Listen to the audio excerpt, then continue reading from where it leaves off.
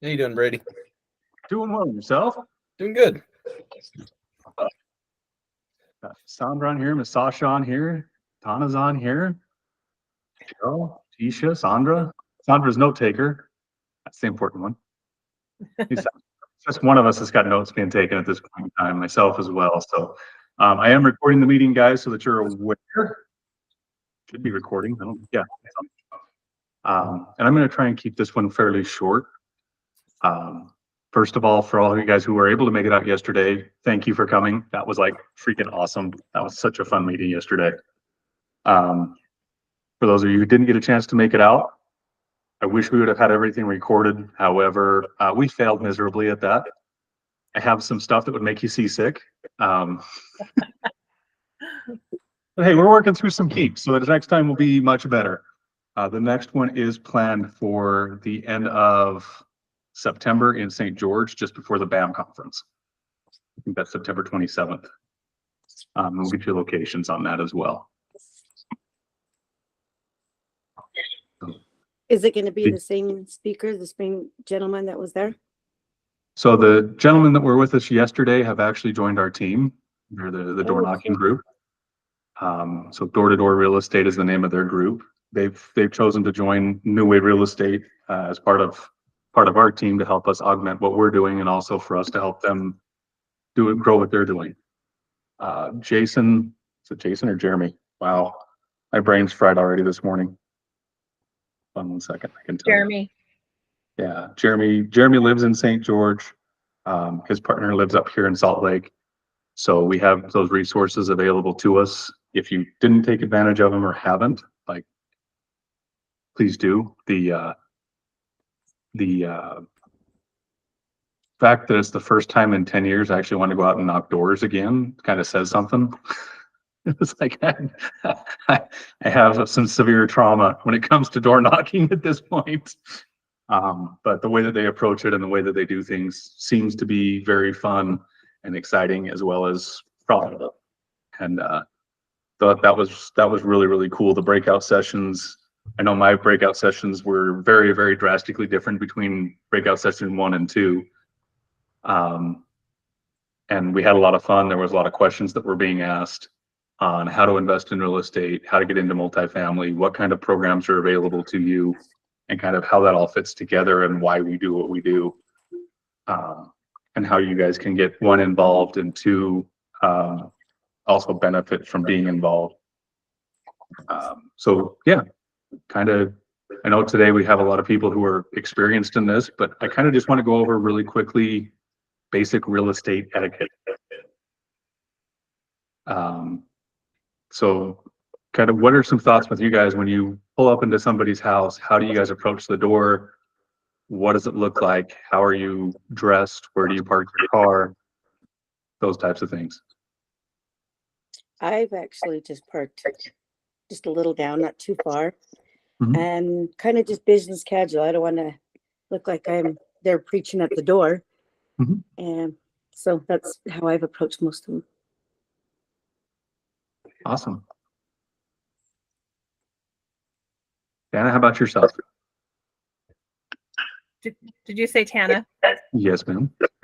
Yes. I park just a little bit down the street, not too far, like off the side of the house. And then before I walk up, I have a notebook and I just take notes. Like if it's a listing, I take notes, just see different things outside that stand out to me, things that I like about the house. And then maybe things that it's a sore, like if you walk up and it's not very welcoming on the front porch or anything like that.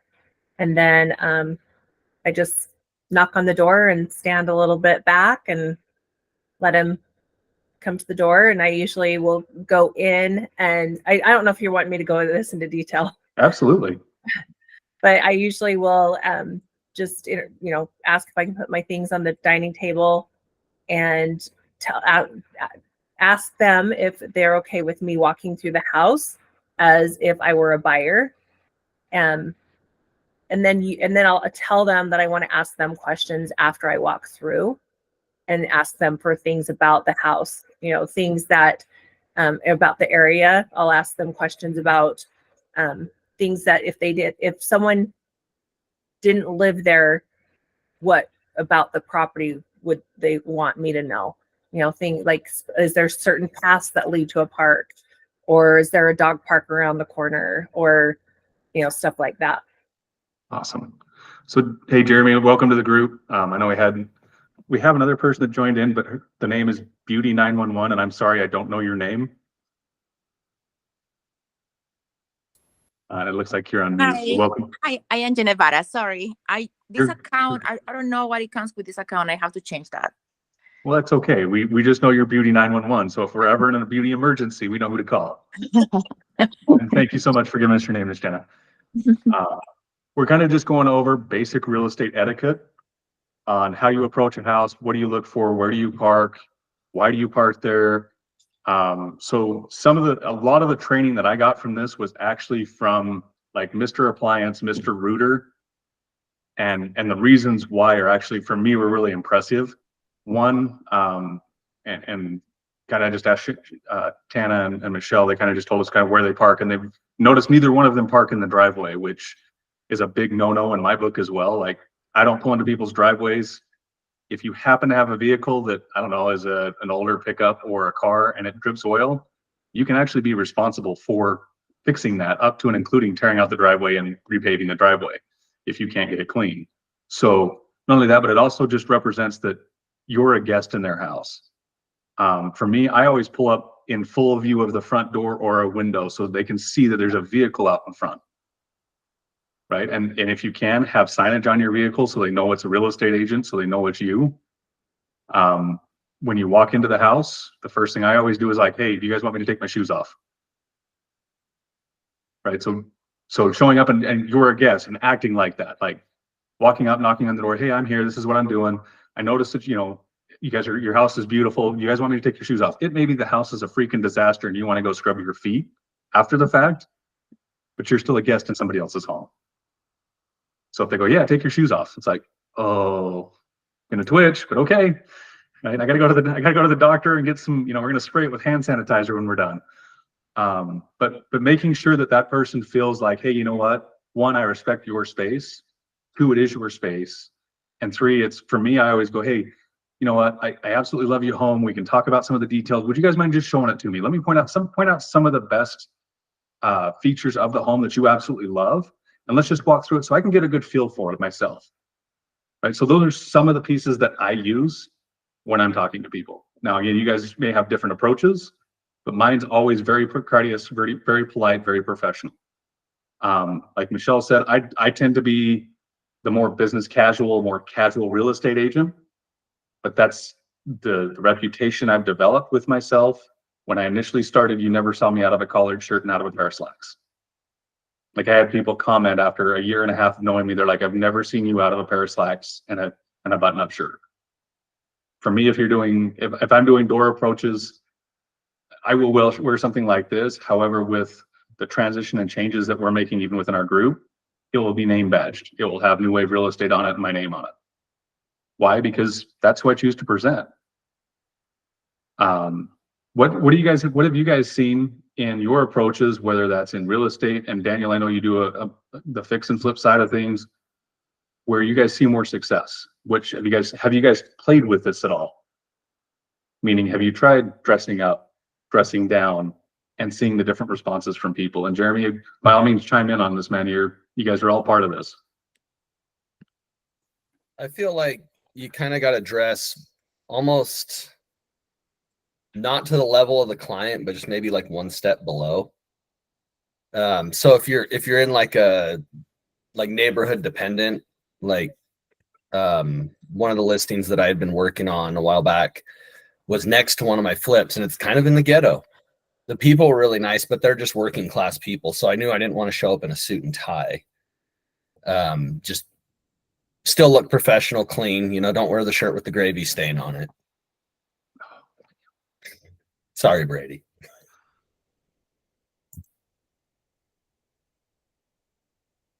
Anybody else? Yeah, I'll chime in. I just feel like whatever you feel most comfortable in, because if you don't feel comfortable in it, they'll pick that up pretty quick. When I first started in real estate, I wore the suit and I mean, I wore this for like 12 years going door to door. And I tried the suit route and I just didn't feel comfortable in it. And so I just went right back to what I'm comfortable in. And I was closing like really high end homes. And so that confidence comes out. So whatever you're confident in, go that route. I think just dressing appropriately for whatever occasion is that you're going to. Because if I'm going to do a listing, of course I'm going to dress up. But if I'm going to go get one of my rehabs, business casual, I still want to be that business casual, even if I'm just door knocking business casual. Because when you go to do a listing and you're trying to pick up that property, once you've got that listing, you're representing yourself, and they're going to look at you like, if I'm in some tore jeans or whatever, they're going to look at me like, do I really want this person to represent me as my agent? Or do I want someone that's a little more business casual? So just again, and maybe what Jeremy had said, what you feel comfortable in, you'll find that out. What area?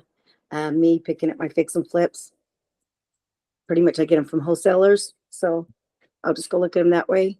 But door knocking, it's been quite a while since I've door knocked. So like you, I need to get back into that. It's probably been about 5 years, maybe a little bit more, because I've just been on the rehab side, just flipping properties for that many years. So it's just kind of getting back into that. Excellent. And I think to a certain degree, again, this is just my perspective, but it's also culturally dependent. Depending on where you're at location wise. So if you're working Park City, you may need to dress up in order to be in that enchilance, that area.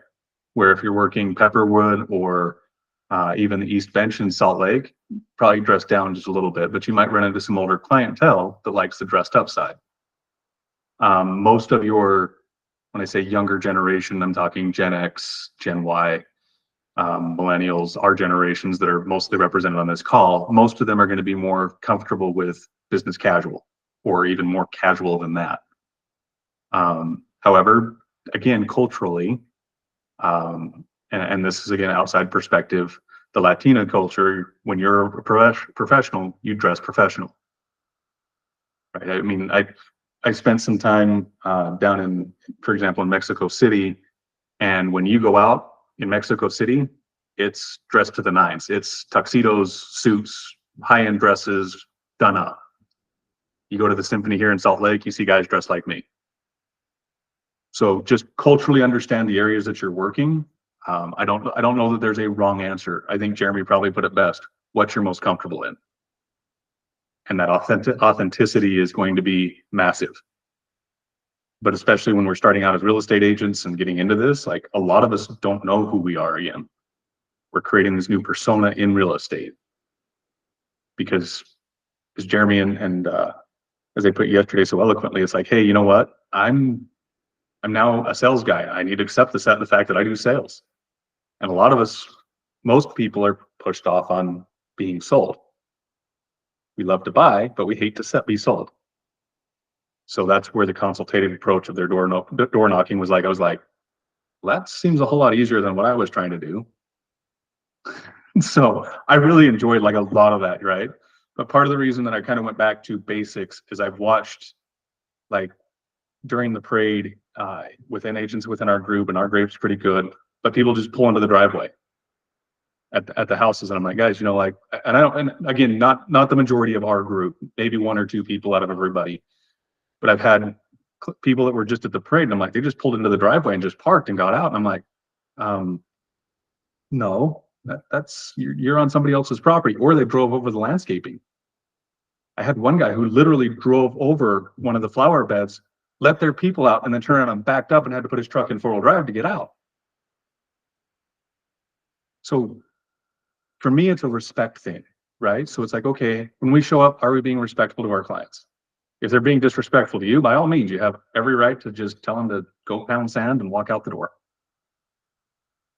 But that's kind of, I mean, what we're looking at cultural wise within our group is like, how do we become the best agents that are out there for ourselves, be authentically ourselves in doing so, because everybody can spot the fake. And then also, how do we do it in such a way where we're respecting other people's boundaries, but we're also going, hey, you know what? We really have a service that's absolutely incredible, and we're just a little bit different.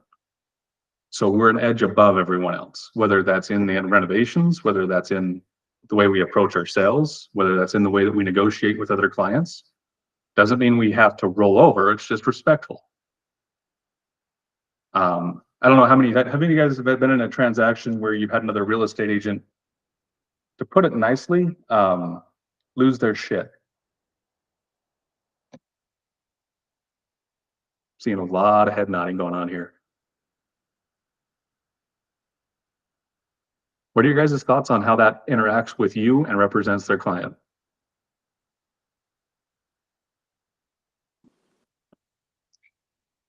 I just try to stay calm. I've been doing it for 21 years, so it's like just trying to stay calm. And there've been times that I've had to actually talk to the other agent and tell them, you're ruining this for your client. You're hurting them. Your fiduciary duties are for them, not your ego or whatever it is that you're trying to get out of this. And being the way you are, demanding and cussing and that is not helping them. And down the road, it's gonna affect your reputation later on. He kind of changed a little attitude at the end, but your fiduciary duties are for your client. Suck it up, whatever you have to deal with, and deal with it. And yeah, there's a lot. There's quite a few out there that are, you could say maybe just uneducated in that sense of having that respect or being out there or new into it. Can't just say only new, but it's just like, again, that respect for themselves, for their clients, and that just uneducated in that sense, I guess. That's my thoughts. That's a great perspective, because I remember my first 6 months, I did almost 30 deals, and I started doing like repeat deals with agents. And then I caught that pretty quick, and I was like, oh, I just can't treat you this way, and then I'll probably never do a deal with you again. It's like, oh, usually the top agents, like, we're doing a lot of deals together. And so I just caught on really quick. Like, I need to treat everybody like with a super high level professionalism, always be the bigger man, try to always send like that thank you text after everything. Like, hey, thank you for negotiating. You got a great deal for my clients. And a lot of that came from your ability to represent clients. Thank you. Because then it's going to come around again, whether I represent the buyer on their listing or they represent the buyer on my listing. Just a good culture to have. One, too, is Saran, he always talks about grace. I think that's the biggest thing, is there's so many different levels of agents. There's new agents, there's agents that have been in for a long time, which some are just tired and they don't care. That might be some of them, or some are new and they're just overzealous or whatever. I think it's just having grace and giving each other the space and having open communication. Hiring a TC that's very responsive. Because I think agents get a bad reputation for not being responsive or not answering their phones or stuff like that. So I think it's just being who do you want, who you represent, you, and you represent your client. So it's your brand. It's how you want to come across and how you want people to know you and your reputation. Fantastic.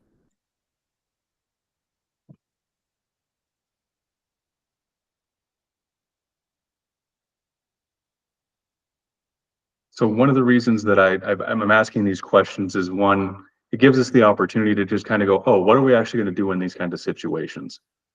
The other one is it helps us establish the culture within our own group of going, hey, if something comes up and you need some time, so you have somebody cussing you out, what are some of the ways that you guys can go, hey, you know what? I just need to stop the interaction right now, and I need to just give myself some time to cool off.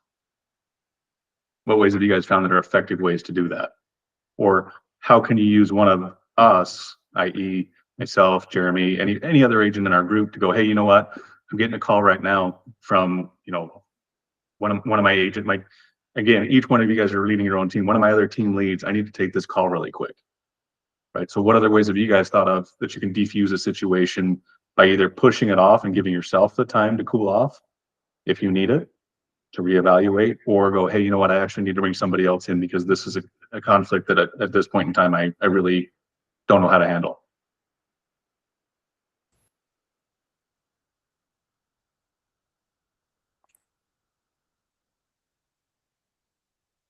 I probably deal with this a lot going door to door.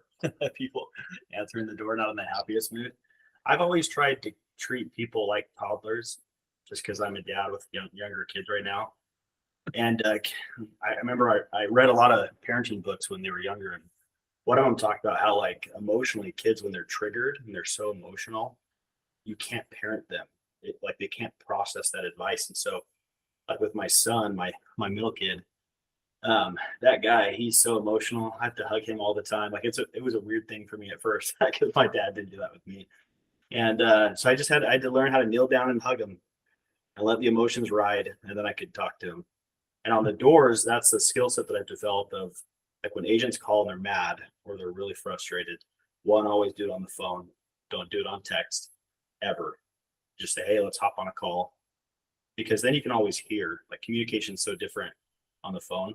And then you also just take ownership, like extreme ownership, right? Jocko Willing. Hey, that's my fault. I apologize. Even if it's not, like, be the bigger person, calm the situation down. It's so frustrating. I'm sorry you're feeling that way.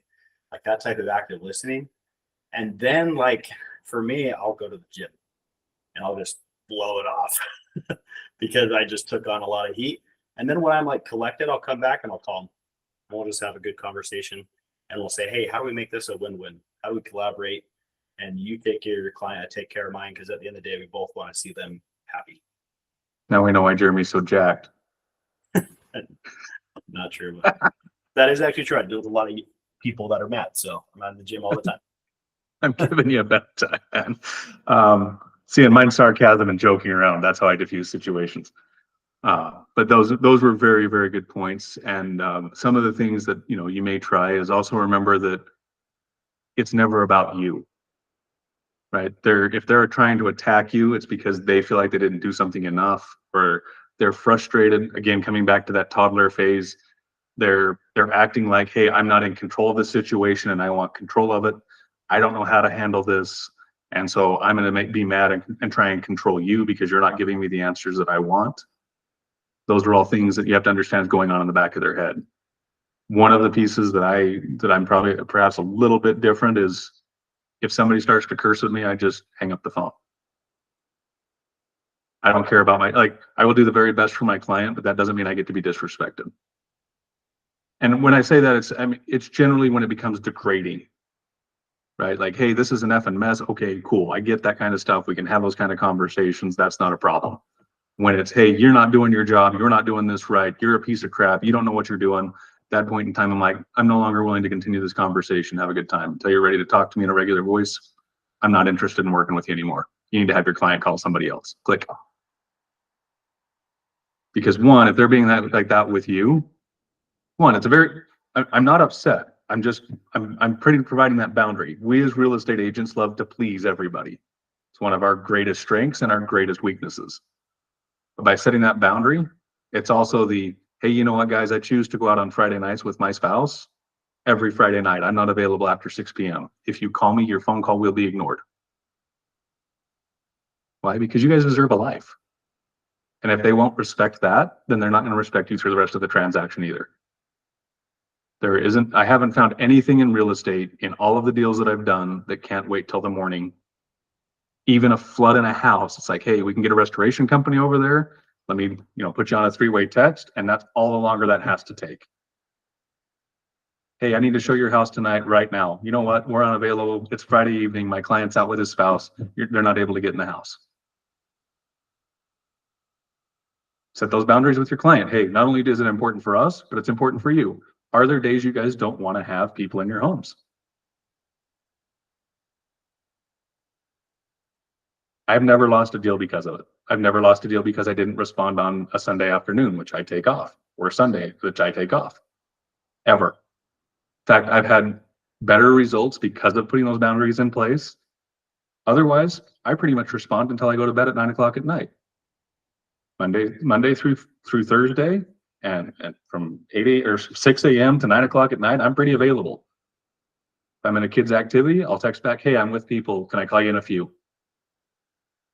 So part of the reason I'm going through a lot of this is to help people establish boundaries in their life, because real estate, if we don't, becomes very wearing and we deplete ourselves. But it's also teaching how to be professional and handle situations where perhaps you've never set those boundaries or you're not comfortable setting those boundaries. We can give you some guidance and some steps to help you become more successful. Because what you'll find is, hey, you know what? At least I knew when Brady took the listing that Friday between 6 and 9 o'clock on Friday nights, he's not available. Why? Because he's focused on his wife. Cool. I totally respect that. If they don't, they may not be a client you want to work with anyway. Now, that's my culture. That's the way that I work, right? Trust, loyalty, communication, and fun are what I operate on. The moment it's not fun, we've broken trust, loyalty, communication. Doesn't mean it's not going to be a shitty time. Doesn't mean we're not going to have some issues. Doesn't mean we're not going to have water mains break or have to shut the water off at the house because we can't use the toilets when everybody's here. I mean, that didn't happen, right? But it was still fun. I just told everybody, hey, look, guys, we got a water problem at the house we were at yesterday. What do we do? Cool. Everybody uses the restroom. We'll go kick the water on while everybody's here. We'll shut it off when they leave. Not a problem. Like, easy. So that's kind of the culture that I like to build with you guys. But also, hey, when you show up, make sure that you're recognizable as who you are. Know your brand. So this is something that Red Suit and Paige do really well, right? Everybody knows who Red Suit is. He shows up in a red suit. But also when Jeremy shows up, they know who Jeremy is because Jeremy has a uniform that he wears, so to speak. I'm the same way. Try to be consistent in whatever you're doing in your marketing, in your social, in every piece of it, so that as you interact with people, they know what's going on with you. And two, if something needs to adjust or shift, just communicate it. So sometimes I've got a client right now that we're working on getting a photo shoot. It happened when this photo shoot was set up. There was a massive fire in, I don't know, California or somewhere, and St. George looked like a absolute horrible smoke show. And this house was unique enough that it had amazing views that you needed to be able to highlight. It's one of the key selling points of the house at the price point that we're at. And so rather than, hey, you know, this isn't going to work, the client's like, hey, can you just put me in contact with the photographer? And let's just make sure that we're communicating back and forth so we can get the time set and adjust it. And then only if I need to at that point, I can step back in and manage my photographer because they weren't hitting expectations and they weren't being reasonable with timeframes anymore. So allowing our clients to kind of self-manage at times is a really good thing, but also making sure that they know we have their back. If they're going, hey, that doesn't work, I want it done faster, we step back in and we make sure we do it as fast as possible. So I've got to step off, guys. I apologize. Looks like Red Suit just jumped on between Red Suit and Mr. Davis here. You guys are in fantastic hands. But thank you very much for your time. So I'm out. Go ahead and take it away, guys. Thanks, Brady. You did such an amazing job, man. That was awesome. What's up, everyone? How's everyone doing? Hey, Jeremy, can you hop on here? Just ever since yesterday, I've had a ton of agents reaching out about knocking doors, and it's been pretty awesome to see everyone see the vision of how much money they can make, but also how much fun it can be. I mean, I've knocked doors, and selling pest control and security systems is very different than talking about what somebody's house is worth and how much equity they can pull from that property. You know, the beautiful thing about this group is we got to have production, you know, because that's how we're all making money. And as we make money, we're going to start attracting a lot more people. So guys, even if you don't want to do door knocking full time, even just learning to how to do it once a week at the prime times to go out there and get one listing a month from it could be potentially $10,000 to $25,000 in your pocket with those different listings. So it's just been awesome to what you and Dwayne bring to the group with that new dynamic with the door knocking systems. I'm pretty excited about it. But yeah, just from even yesterday, I've had so many people reaching out about it. So talk about it. Yeah, we just had a guy in our coaching program. I think he knocked 2 dates and got a listing, like a $550,000 listing. So yeah, I think that's a great point. If you just do it 1, 2, or 3 times a week, you do it in that prime time between 4 and 7 when people are coming home, and you do it around areas where there's a lot of transactions happening. They're the easiest deals because people love talking about their home. They love having you come in and talk about how much their house is worth. And it's so fun, right? Like you get to have interactions like this with people outside, and the weather's incredible. Even though I think you guys are getting snow up there, you should all move down here. No, never. I got an idea. What if we did like one day we did a real door knocking competition with everyone inside of our group, where we all went out together, and whoever gets the first listing or whoever gets a listing that day, we pull up some money. Maybe we all pitch in, $1,000, just as the leadership group, and whoever gets the first listing from knocking doors that day gets $1,000 on top of it. Tana, what do you think about that idea? You're smiling. You like that idea. You like money. This is the first time. Yesterday was the first time that I ever was like, you know what? Maybe I'll door knock. After the meeting, I was like, maybe. But although you just brought it up and it gave me heart palpitations, so I don't know. Make you uncomfortable. That $1,000 will do a weekend trip to Vegas for your family. That'd be That's cool. right. Or sorry, to Disneyland or something. Yeah. So maybe what we do, we'll line it up, Jeremy, when somebody has a big listing that comes up in an area, and we could even flyer the neighborhood, because some people are uncomfortable with this. We say, hey, we got an open house. We go knock the day or two before, right? And we gamify it. We have a competition. We see who's the best of the best. Jeremy, I'm coming for you, man. I know you're the big dog. And it's been a minute, and I've never knocked doors, for real estate listings, but I'm coming for you, man. You better not let the red suit beat you, You can't let the fix and flip guy beat you, but I think we gamify this and have a blast with it. Throw your hand up if you think that would be fun inside the group. We get everyone out. We could get some awesome content like the door-to-door crew is taking over, Utah or knocking doors. So I think that'd be fun. Well, and what's cool too is there's different levels of door knocking, right? There's the very easy one. If it like gives you those heart palpitations, it's the flyer pitch, like the open house pitch. That's a very easy way to door knock. Then there's the one where you don't have anything, and it's the raw pitch, and you have to go through the whole thing, right? So like it progressively gets harder. So it's not like you're gonna jump in there and it's extreme door knocking. Like there's definitely ways to make it super easy. But that would be really fun. So one of the things I do is when I do an open house, if I have any leftover, I always have leftover treats or whatever.